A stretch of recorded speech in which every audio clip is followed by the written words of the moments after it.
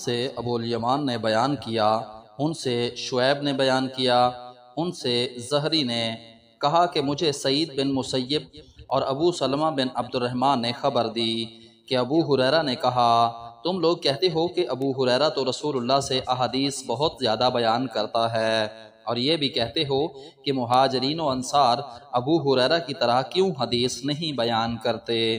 اصل وجہ یہ ہے کہ میرے بھائی مہاجرین بازار کی خرید و فروخت میں مشغول رہا کرتے تھے، اور میں اپنا پیٹ بھرنے کے بعد پھر برابر رسول اللہ کی خدمت میں حاضر رہتا، اس لیے جب یہ بھائی غیر حاضر ہوتے تو میں اس وقت بھی حاضر رہتا، اور میں وہ باتیں آپ سے سن کر یاد کر لیتا جسے ان حضرات کو اپنے کاروبار کی مشغولیت کی وجہ سے یا تو سننے کا موقع نہیں ملتا تھا یا وہ بھول جایا کرتے تھے۔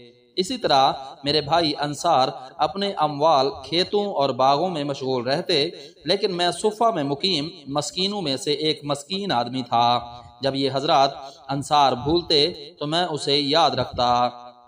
ایک مرتبہ رسول اللہ نے ایک حدیث بیان کرتے ہوئے فرمایا تھا کہ جو کوئی اپنا کپڑا پھیلائے اور اس وقت تک پھیلائے رکھے جب تک اپنی یہ گفتگو نہ پوری کر لوں، پھر جب میری گفتگو پوری ہو جائے تو اس کپڑے کو سمیٹ لے، تو وہ میری باتوں کو اپنے دل و دماغ میں ہمیشہ یاد رکھے گا۔ چنانچہ میں نے اپنا کمبل اپنے سامنے پھیلا دیا، پھر جب رسول اللہ نے اپنا مقالہ مبارک ختم فرمایا تو میں نے اسے سمیٹ کر اپنے سینے سے لگا لیا، اور اس کے بعد پھر کبھی میں آپ کی کوئی حدیث نہیں بھولا۔ صحیح بخاری حدیث نمبر 2047۔ ہم سے عبدالعزیز بن عبداللہ اویسی نے بیان کیا، ان سے ابراہیم بن سعد نے بیان کیا، ان سے ان کے والد سعد نے بیان کیا، ان سے ان کے دادا ابراہیم بن عبد الرحمن بن عوف نے بیان کیا کہ عبد الرحمن بن عوف نے کہا کہ جب ہم مدینہ آئے تو رسول اللہ نے میرے اور سعد بن ربیعہ انصاری کے درمیان بھائی چارہ کرا دیا۔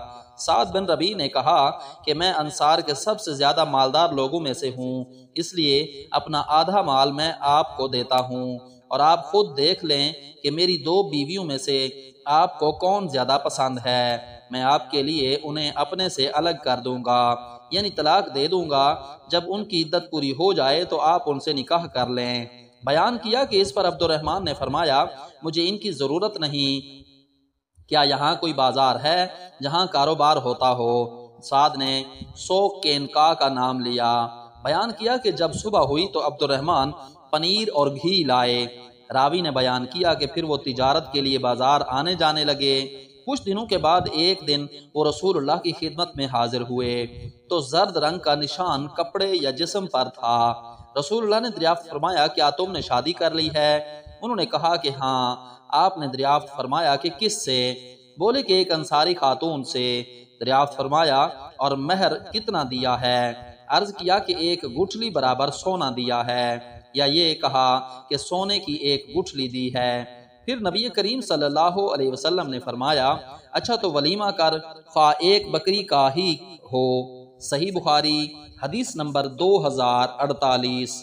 ہم سے عبداللہ بن محمد نے بیان کیا، کہا ہم سے سفیان بن عیینہ نے بیان کیا، ان سے عمرو بن دینار نے، ان سے ابن عباس نے کہ اوقاز مجنہ اور ذی المجاز عہد جاہلیت کے بازار تھے۔ جب اسلام آیا تو ایسا ہوا کہ مسلمان لوگ خرید و فروخت کے لیے ان بازاروں میں جانا گناہ سمجھنے لگے، اس لیے یہ آیت نازل ہوئی، تمہارے لیے اس میں کوئی حرج نہیں اگر تم اپنے رب کے فضل یعنی رزق حلال کی تلاش کرو۔ حج کے موسم میں یہ ابن عباس کی قرات ہے۔ صحیح بخاری حدیث نمبر 2049۔ ہم سے محمد بن مسنہ نے بیان کیا، کہا کہ ہم سے ابراہیم بن ابی عدی نے بیان کیا، ان سے عبداللہ بن عون نے، ان سے شعبی نے، انہوں نے نعمان بن بشیر سے سنا، انہوں نے کہا کہ میں نے نبی کریم صلی اللہ علیہ وسلم سے سنا۔ دوسری سند امام بخاری رحمہ اللہ نے کہا، اور ہم سے علی بن عبداللہ نے بیان کیا، کہا کہ ہم سے سفیان بن عیینہ نے بیان کیا، ان سے ابو فروا نے، ان سے شعبی نے کہا کہ میں نے نعمان بن بشیر سے سنا، اور انہوں نے نبی کریم سے۔ تیسری سند اور ہم سے عبداللہ بن محمد نے بیان کیا، کہا کہ ہم سے سفیان بن عیینہ نے بیان کیا، ان سے ابو فروا نے، انہوں نے شعبی سے سنا، انہوں نے نعمان بن بشیر سے سنا، اور انہوں نبی کریم صلی اللہ علیہ وسلم سے۔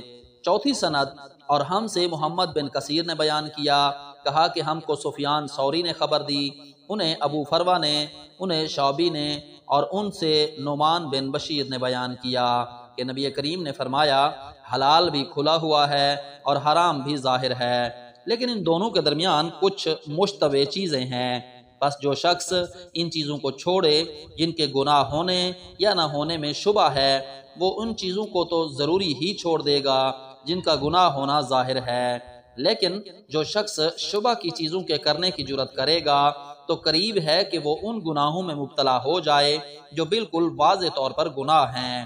لوگوں یاد رکھو، گناہ اللہ تعالیٰ کی چراگاہ ہے، جو جانور بھی چراگاہ کے ارد گرد چرے گا اس کا چراگاہ کے اندر چلا جانا غیر ممکن نہیں۔ صحیح بخاری حدیث نمبر 2050۔